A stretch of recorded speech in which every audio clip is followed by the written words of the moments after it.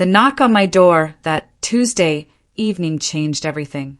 I was folding laundry in our living room, Daniel's favorite show playing softly in the background, when 3 sharp raps echoed through the house.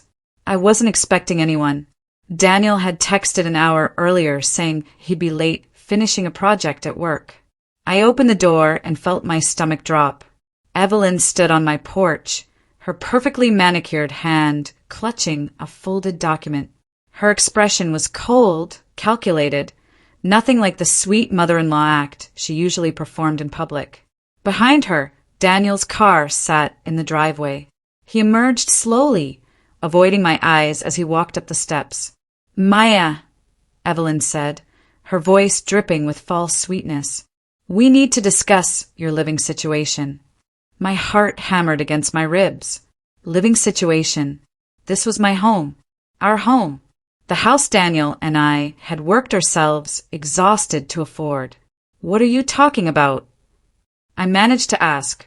Evelyn unfolded the document with theatrical precision. "Since my name is on the deed and you're essentially living under my roof, we'll need to arrange a rental agreement.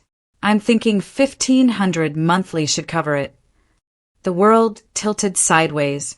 My mind raced backward through the past 6 months, trying to understand how I'd missed this.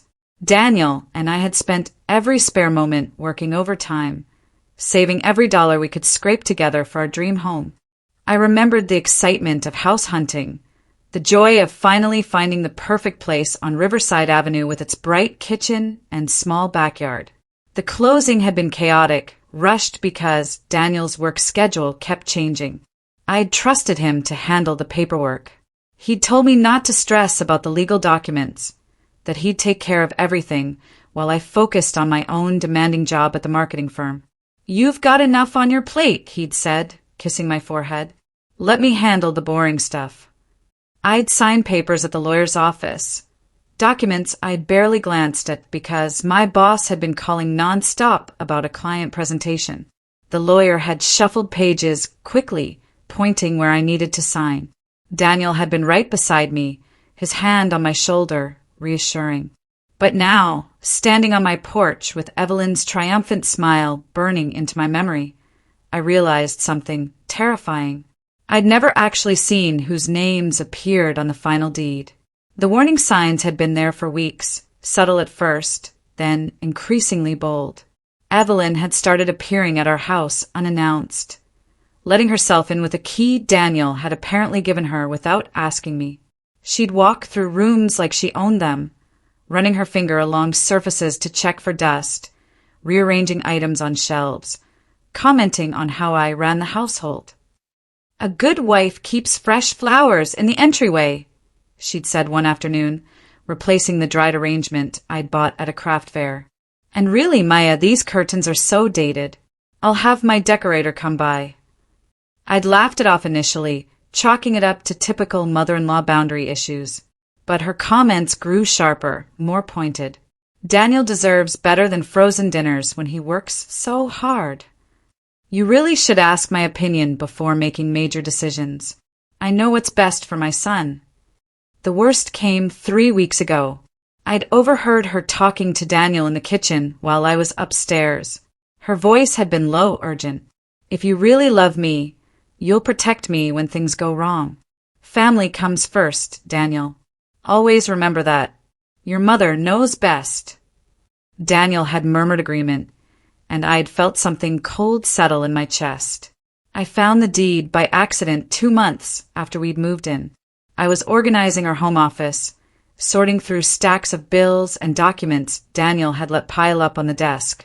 The manila envelope was buried beneath credit card statements and old utility bills. My hands trembled as I pulled out the property deed. I scanned the names listed as owners. Daniel's name was there, and beside it, in bold print, Evelyn's full name.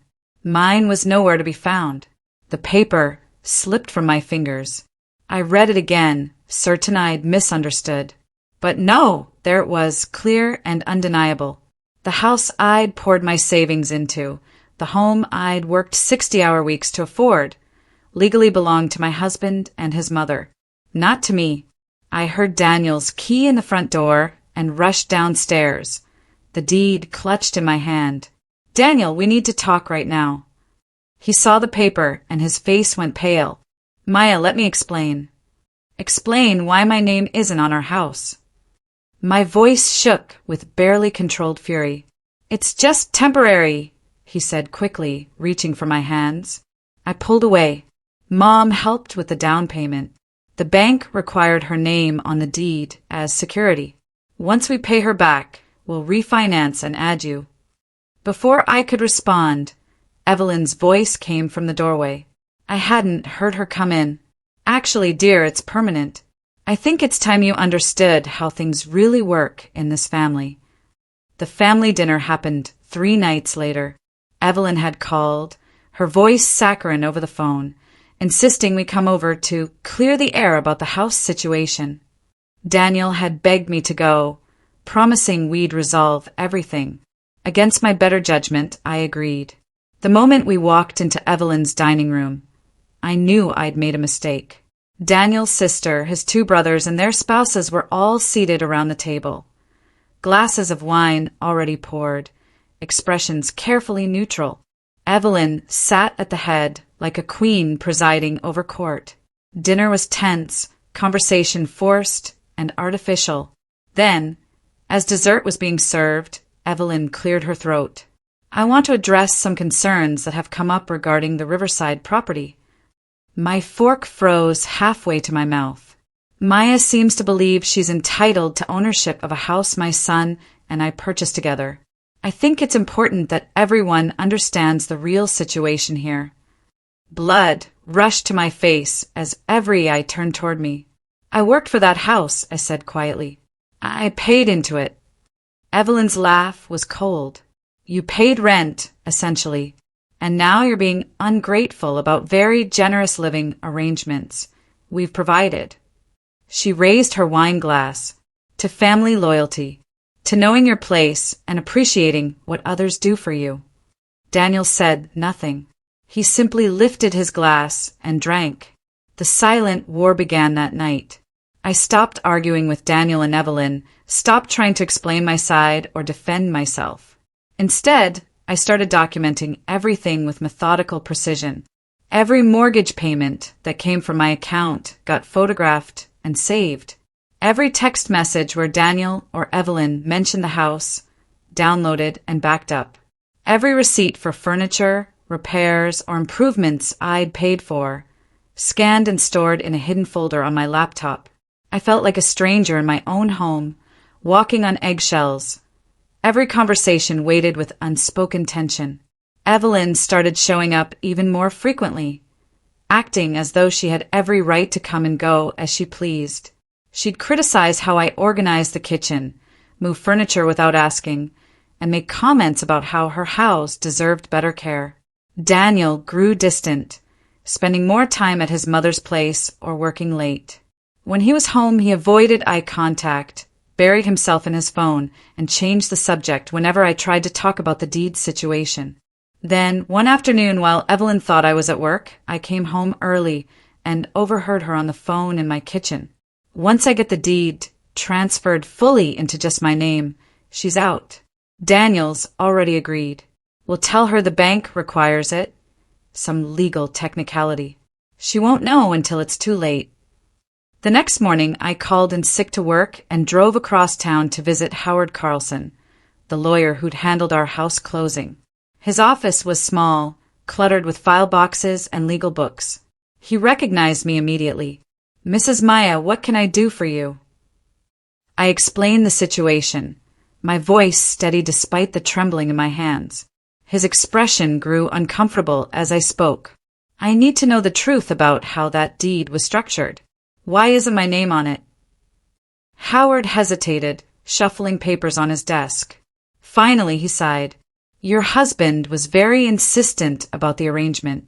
He claimed you had credit issues that would complicate the mortgage approval." "That's a lie," I said flatly. "My credit is excellent.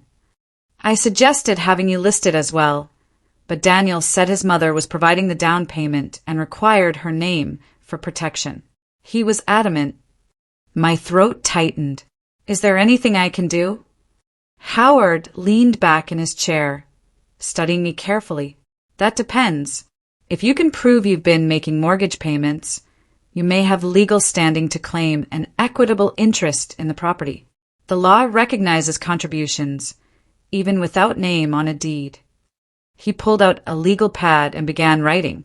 You'll need bank statements, canceled checks, anything showing consistent payment toward the mortgage. If you have that, we can build a case. Hope flickered in my chest for the first time in weeks. I spent the next week gathering evidence, like a detective building a case. I pulled bank statements going back to the purchase date, highlighting every mortgage payment that came from my account. I screenshot text messages where Daniel and I discussed splitting household expenses. I found emails where I'd sent him money transfers specifically marked for house payment. But the more I dug, the more disturbing patterns emerged. 3 months after we'd bought the house, Daniel had opened a new bank account I'd never known about. I only discovered it because a statement had been mailed to our address by mistake. The account was joint between him and Evelyn. Looking at the transaction history made my blood run cold. Regular transfers from our joint checking account were going into this secret account, amounts that matched exactly what Daniel claimed was going toward home repairs and property taxes. He'd been funneling our money directly to his mother. Thousands of dollars over 6 months, money I'd worked overtime to earn, now sitting in an account I had no access to. The betrayal cut deeper than anything Evelyn had done. She was manipulative, controlling, toxic, but she was his mother. I had expected issues with her. I hadn't expected Daniel to actively deceive me, to systematically steal from our joint resources to benefit his mother while leaving me legally powerless. The confrontation happened on a Saturday night. I'd printed every piece of evidence, organized it into a folder, and waited until Daniel came home from another late shift that I knew was actually dinner at his mother's house. "We need to talk," I said, setting the folder on the kitchen table between us. "Right now." Daniel's eyes flicked to the folder, and something like fear crossed his face. "Maya, can this wait? I'm exhausted. You've been transferring our money to an account with your mother. Money I earned. Money that was supposed to go toward our life together." His jaw tightened. "That money was always meant for family investments. You just never understood." "I understood perfectly. You lied to me. I protected family interests." His voice rose sharply. "You've never believed in my family. You've always resented my mother, always tried to come between us." Before I could respond, my phone buzzed. A text from a number I didn't recognize, but the area code was local. I opened it and felt the room spin. It was a screenshot of a text conversation between Daniel and Evelyn from 3 days ago. "Evelyn, she'll be gone soon. Then it's all ours." "Daniel, I know. Just a few more weeks." The sender had added a message. "Thought you should see this. I'm Evelyn's neighbor.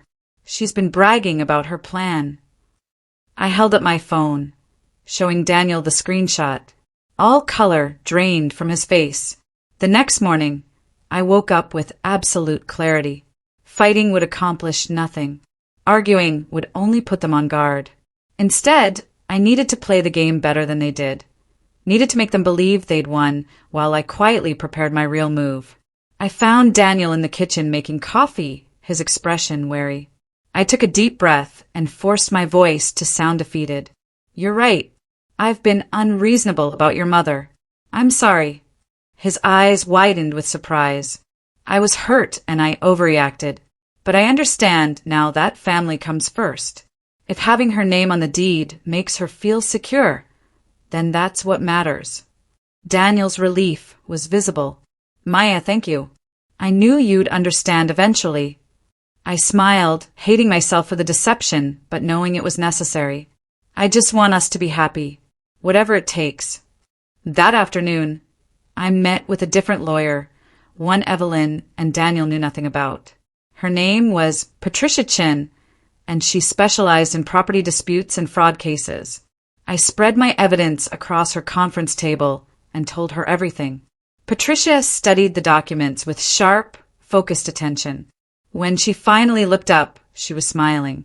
"Mrs. Maya, you have more power here than you realize. Much more." Patricia's advice was surgical and precise. First, I needed to separate my finances completely without making it obvious. I opened a new bank account at a different institution, one where Daniel had no access and no knowledge. I redirected my direct deposit from work to this new account. When Daniel noticed the change, I blamed it on a bank error that would take weeks to resolve. I started depositing only minimal amounts into our joint account, just enough to avoid suspicion, but not enough to cover the mortgage payments I'd been making. The joint account balance began dropping rapidly. Bills that I'd always paid started bouncing. Daniel panicked when the first notice arrived. "What happened to the mortgage payment?" he demanded. "I thought the bank was fixing your direct deposit." "They are," I said innocently. "It's taking longer than expected. Can't you cover it this month from your account?" He couldn't, because most of his money was tied up in that secret account with Evelyn. The next mortgage payment bounced too. Then the electricity bill. Then the water. Evelyn called, her voice tight with barely controlled anger. "Maya, Daniel tells me you're having financial difficulties. Perhaps you should have been more careful with your spending." "I'm doing my best," I replied sweetly. "But until the bank resolves my account issues, money's tight." I could hear her grinding her teeth through the phone. The house began to feel different as winter settled in. Pipes creaked from cold because Evelyn refused to cover the heating bill she'd always expected me to pay. The refrigerator stopped working, and no one had money to repair it. The comfort I'd once felt in these rooms evaporated, replaced by a cold tension that made every space feel hostile. Evelyn's attitude shifted noticeably. The smugness disappeared, replaced by nervous energy. She stopped making unannounced visits and started calling constantly, asking when I'd have money again, reminding me about bills that needed paying. The power dynamic was shifting and she felt it. Daniel grew frustrated, caught between his mother's demands and the reality that his own finances couldn't support the house he'd claimed to own. I felt guilty sometimes, lying in bed at night, knowing I was deliberately letting bills lapse. But then I'd remember that text message, Evelyn's voice saying, "Once she's out," and the guilt would harden into resolve. Then the letter came. Evelyn had apparently decided to take advantage of the house's extra bedroom, the one we'd talked about converting into a home office someday.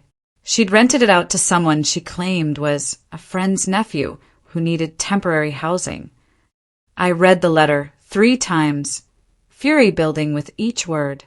She was renting out rooms in my house without even consulting me. The tenant arrived on a Thursday. His name was Marcus, supposedly 26 and working in real estate. He was polite enough, nodding to me as he moved boxes into the guest bedroom. But something felt off. He spent more time measuring rooms and taking photos than actually unpacking. The weekend after he moved in, I was folding laundry when I overheard him talking to Evelyn in the kitchen. They must have thought I was out, but I'd come home early and entered through the back door quietly. "The house should appraise for at least $400,000, Marcus said. "Maybe $420 if we highlight the recent renovations." My hands froze on the shirt I was folding. "And the market's hot right now," Evelyn replied. "Once we get her out, how long until we can list it?" 2 weeks, maybe 3. Just need her gone and the paperwork clean. I stood perfectly still, barely breathing, as they continued discussing listing strategies, staging recommendations, and projected profits. Marcus wasn't a tenant. He was an appraiser, maybe even a real estate agent here to evaluate our home for sale. They were planning to sell my house, the home I'd worked myself to exhaustion to afford, and split the profits between them. Daniel appeared in the doorway, and they shifted to discussing market conditions more generally, but I'd heard enough. That night, I called Patricia and told her everything. Patricia's voice was urgent when she called me 2 days later. I've prepared everything we need to file a formal claim for equitable interest in the property. But we need one final piece of evidence that definitively proves the mortgage payments came from your income, not Daniel's. I thought about the bank statements I'd already provided. Aren't those enough? They show payments from your account, yes. But a good lawyer could argue that money came from Daniel as gifts or transfers. We need something showing continuous, consistent contribution that clearly demonstrates your financial responsibility for the home. My stomach sank. I can get more statements, transaction histories, anything you need. Do it quickly. I have a feeling they're going to move faster than we anticipated. She was right. That evening, I tried to log into our joint bank account to download more statements. Access denied. I tried again. Still denied. I called the bank, and after verifying my identity, the representative explained that the account holder, Daniel, had changed all passwords and security questions that morning. I was effectively locked out of my own financial records. When Daniel came home, I confronted him calmly. I need access to the joint account. Why? His voice was defensive. For tax purposes, I need statements. I'll get them for you, he said, but we both knew he wouldn't. That night, lying awake while Daniel snored beside me, I realized they were closing in. Time was running out. I came home from work on a Friday to find my belongings packed in boxes stacked near the front door. My clothes, my books, my personal items, all hastily thrown together like trash waiting for collection. Evelyn stood in the living room, Daniel behind her looking ashamed but silent. What is this? My voice came out calmer than I felt. Your 30-day notice, Evelyn said, handing me an official-looking document. You've been a guest in my home long enough. Time to find your own place. I scanned the notice. It was professionally prepared, probably by Marcus or someone he'd connected Evelyn with. This is my home, I said quietly. Not according to the deed. You have until the end of the month. Evelyn's smile was triumphant. I'm being generous, really. Most landlords would have you out immediately. Daniel finally spoke. Maya, maybe it's for the best. We can talk about everything once things settle down. I looked at him, this man I'd married, this man who'd promised to build a life with me, and felt nothing but cold disappointment. You're right, I said finally. Maybe it is for the best. I picked up one box, walked out to my car, and drove away. Neither of them noticed the small flash drive in my pocket containing every piece of evidence Patricia had told me to gather, evidence I'd secretly uploaded from a library computer when Daniel locked me out of our accounts. The next 2 weeks passed in a blur. I stayed with my coworker, sleeping on her couch, working during the day, meeting with Patricia in the evenings. From a distance, I watched Daniel and Evelyn celebrate what they thought was their victory. Evelyn threw a small party, posting photos on social media of her beautiful investment property. Daniel sent me cold, formal texts about picking up remaining belongings. But their celebration was short-lived. Without my income, the reality of the house's expenses crashed down on them. The mortgage payment they'd expected me to cover came due. They didn't have it. Property taxes arrived. They couldn't pay. Insurance premiums, utility bills, maintenance costs, everything I'd been quietly covering while they treated me like an unwanted guest. Evelyn's social media posts shifted from triumphant to stressed. Why is homeownership so expensive? She posted one night. Daniel started picking up extra shifts, but it wasn't enough. Not nearly enough. Meanwhile, Patricia filed our claim in civil court. The paperwork was precise, detailed, and damning. We had bank records showing I'd paid 70% of all mortgage payments. We had documentation of the secret account Daniel and Evelyn shared. We had proof of their plan to sell the house without my knowledge. And we had one more thing. Evidence that Evelyn had committed potential fraud by claiming the house as a gift to avoid certain taxes. The courtroom was smaller than I had expected, with fluorescent lights that made everyone look pale and tired. I sat beside Patricia, my hands folded calmly in my lap while my heart raced beneath my composed exterior. Evelyn and Daniel sat across the aisle with their lawyer, a nervous-looking man who'd clearly been hired cheaply and was in over his head. The judge, a woman in her 60s with sharp eyes and no-nonsense demeanor, reviewed our filings with careful attention. Evelyn kept glancing at me, her earlier smugness replaced by growing unease. Mrs. Evelyn, Mr. Daniel, the judge began, looking over her reading glasses. I've reviewed the plaintiff's evidence. These bank records show extensive financial contribution to the property by Mrs. Maya. Can you explain why her name was excluded from the deed? Their lawyer stammered something about down payment contributions and family arrangements. The judge cut him off. I'm asking your clients, not you. Daniel spoke first, his voice shaking slightly. My mother helped us buy the house. We put her name on the deed to protect her investment. And your wife's investment, the judge asked pointedly. She paid the majority of the mortgage, utilities, and maintenance according to these records. Where was her protection? Silence. The judge turned to Evelyn. Mrs. Evelyn, I see here you declared this property as a gift to your son for tax purposes 3 months after purchase. Is that correct? Evelyn's face went white.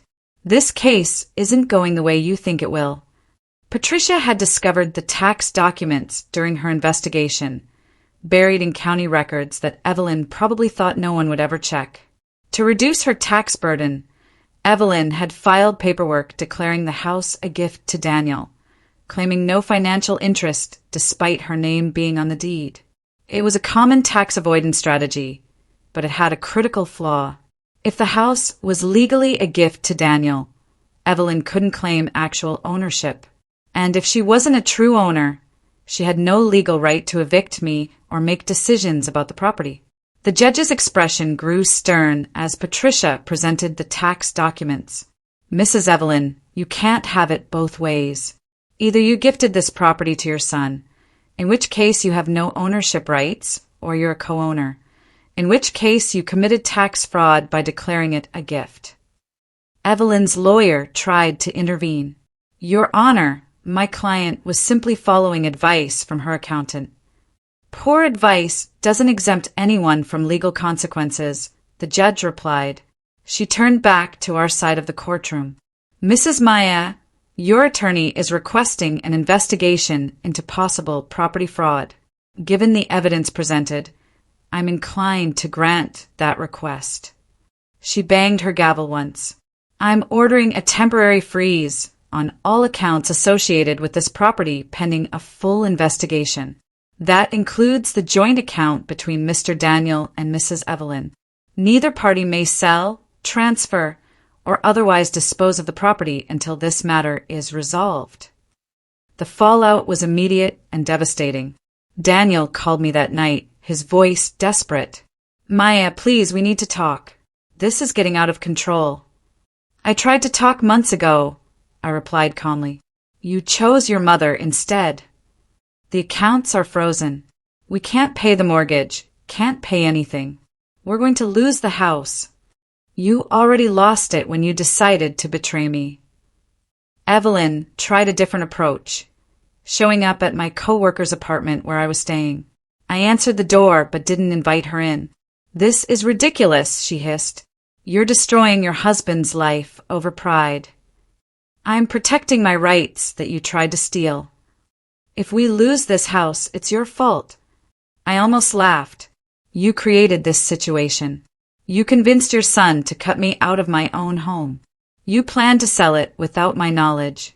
You committed fraud. This is entirely your doing. Her face twisted with rage. You'll regret this. The only thing I regret is not standing up to you sooner. I closed the door in her face. Meanwhile, Patricia had been busy. She'd suggested to the court that given my documented financial contributions and the fraud investigation, the property title should potentially be transferred solely to me as restitution. The judge hadn't ruled yet, but she'd indicated she found merit in the argument. For the first time in months, I felt hope blooming in my chest. The final court hearing happened 6 weeks later. During that time, Daniel and Evelyn had tried everything to resolve the situation without losing the house. They'd attempted to negotiate to offer me settlements, to convince me to drop the case. I refused every overture. The judge's courtroom was packed this time. Word had spread about the case, and several people from my office had come to support me. I saw neighbors from Riverside Avenue in attendance, people who'd watched Evelyn's behavior over the years. The judge reviewed her findings methodically. After extensive investigation, this court has determined that Mrs. Maya contributed significantly to the purchase and maintenance of the property at Riverside Avenue. Furthermore, evidence shows deliberate exclusion of her name from the deed through misleading statements about her creditworthiness. She paused, looking directly at Daniel. Mr. Daniel, you lied to the closing attorney about your wife's credit status. Mrs. Evelyn, you filed fraudulent tax documents claiming the property as a gift while simultaneously asserting ownership rights. These actions demonstrate clear intent to deprive Mrs. Maya of her rightful interest. My heart pounded as the judge continued. This court grants Mrs. Maya equitable ownership rights to the property based on her substantial financial contributions. Furthermore, given the fraud committed by both defendants, I'm ordering the title be transferred solely into Mrs. Maya's name. Tears streamed down my face as Patricia squeezed my hand. Across the aisle, Evelyn looked like she'd been struck. Daniel buried his face in his hands. The transfer process took another month, but eventually the deed arrived in the mail with only my name printed on it. The house on Riverside Avenue was legally, completely, undeniably mine. But Evelyn refused to accept reality. She'd moved back into the house after Daniel left, claiming she had nowhere else to go and that the court couldn't force her out immediately. She was technically correct. The eviction process required proper notice. Patricia helped me prepare the paperwork. I had it delivered by a sheriff's deputy on a Tuesday morning, official and intimidating. Evelyn had 30 days to vacate the property. When she called me, her voice was shrill with disbelief. You can't do this. You wouldn't dare. I just did. You have 30 days, Evelyn. This is my son's house. My house. No, I said calmly. It's mine. The court was very clear about that. I have nowhere to go.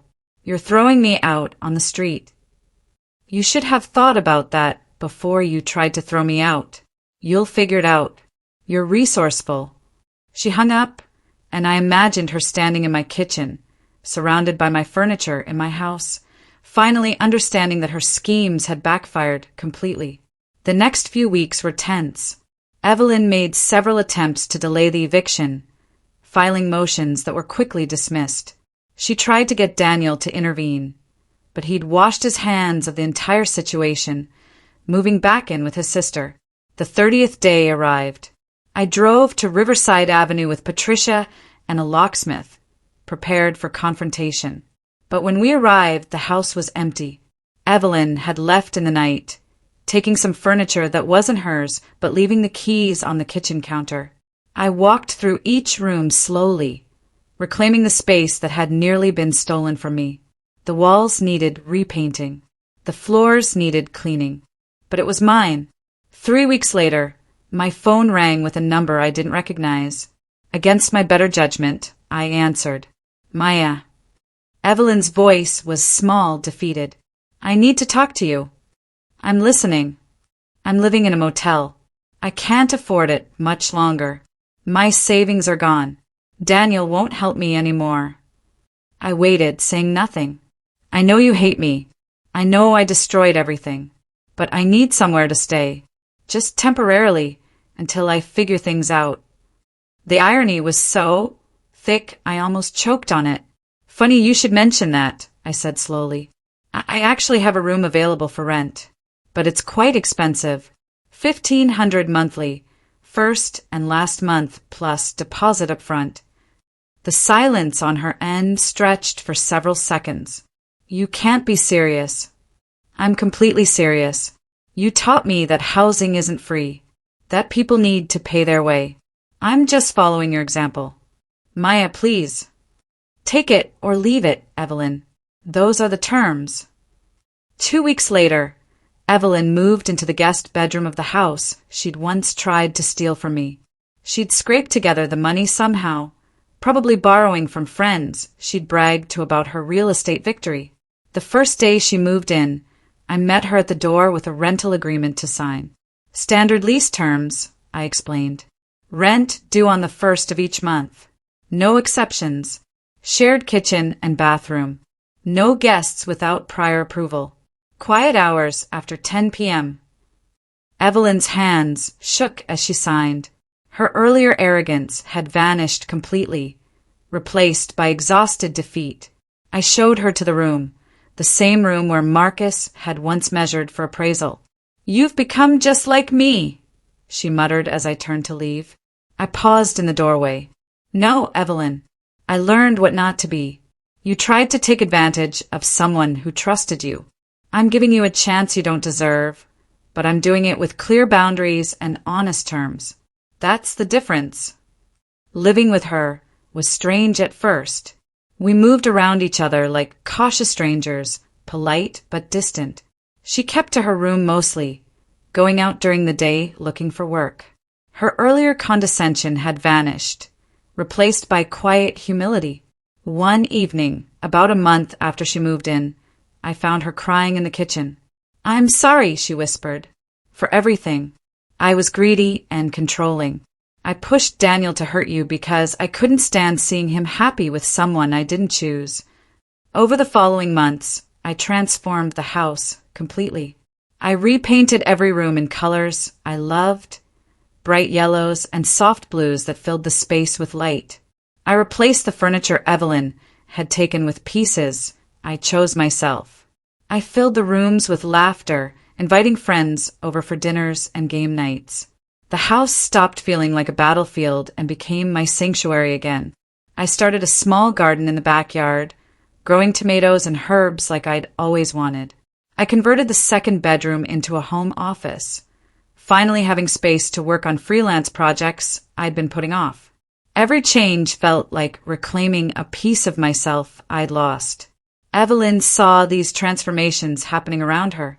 She'd emerged from her room sometimes to find me painting or rearranging furniture, and I'd catch something like regret in her eyes. She started helping occasionally, asking if I needed assistance with projects. Our relationship didn't become warm, but it settled into something workable. Then, 3 months after Evelyn moved in, I received an unexpected email. Daniel wanted to meet. He'd heard I'd fixed up the house and wanted to see it. More importantly, he wanted to talk.